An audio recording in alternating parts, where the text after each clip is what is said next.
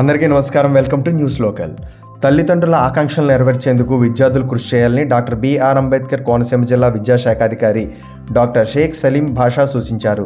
ప్రతి ఏటా ఫిబ్రవరి 28న జరుపుకునే జాతీయ సైన్స్ దినోత్సవాన్ని కపిలేశ్వరం మండలం మాచర్ ఉన్నత పాఠశాలలో ఘనంగా నిర్వహించారు. ప్రొఫెసర్ గొడవర్తి భగవన్ నారాయణ ఆధ్వర్యంలో ప్రధానోపాధ్యాయుని రమాదేవి అధ్యక్షతన జరిగిన కార్యక్రమంలో ఆయన ముఖ్య అతిథిగా పాల్గొన్నారు. ఈ సందర్భంగా సివి రామన్, అబ్దుల్ కలాం చిత్రపటాలకు ఉపాధ్యాయులు, విద్యార్థులు పూలమాలలు వేసి ఘనంగా నివాళులర్పించారు. అనంతరం జరిగిన సమావేశంలో డిఈఓ సలీం భాషా మాట్లాడుతూ ప్రముఖ భౌతిక శాస్త్ర పరిశోధకుడు చంద్రశేఖర్ వెంకటరామన్ 1928 ఫిబ్రవరి 28న రామన్ ఎఫెక్ట్ కనుగొనడంతో భౌతిక శాస్త్రంలో రామన్ చేసిన అపారమైన సేవలకు గాను ఫిబ్రవరి 28వ తేదీన జాతీయ సైన్స్ దినోత్సవంగా ప్రభుత్వం ప్రకటించిందన్నారు. ప్రతి విద్యార్థి శాస్త్ర సాంకేతిక విషయాలపై ఆసక్తి పెంచుకోవాలని అన్నారు. ఈ సందర్భంగా ప్రొఫెసర్ భగవన్ నారాయణ విద్యార్థులకు empowering Indian youth for global leadership in science and innovation for Viksit Bharat అనే అంశంపై సెమినార్ నిర్వహించారు. ఈ సందర్భంగా విద్యార్థులు ప్రదర్శించిన వివిధ రకాల సైన్స్ ప్రాజెక్టులను డిఈఓ పరిశీలించి వారిని అభినందించారు. సైన్స్ దినోత్సవాన్ని పురస్కరించుకుని నిర్వహించిన వివిధ పోటీల్లోని విజేతలైన విద్యార్థులకు బహుమతులు అందజేశారు.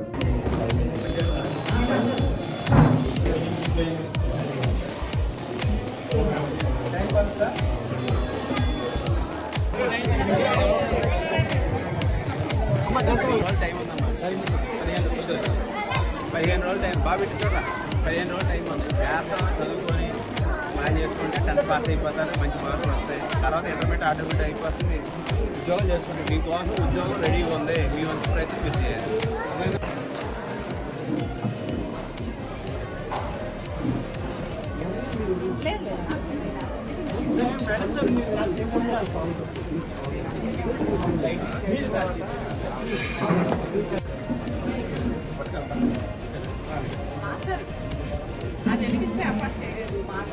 మీ తల్లిదండ్రులు మీ శ్రేయస్సు కోసమే ప్రయత్నం చేస్తూ ఉంటారు. అవునా కదా? అవునా?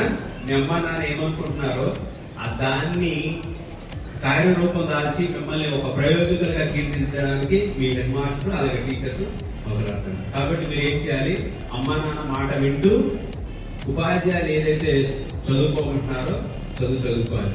మీరు చూడండి, మనకి ఇక్కడ ఎంపీడీఓ గారు ఉన్నారు, మరి ఇక్కడ మన ప్రొఫెసర్ గారు ఉన్నారు, సైన్స్ ఆఫీసర్, అలాగే మీ హెడ్ మాస్టర్ గారు, మీ టీచర్స్, అలాగే మీరు ఒక మంచి పొజిషన్ కి వెళ్ళాలనేటువంటి ఆలోచించారు.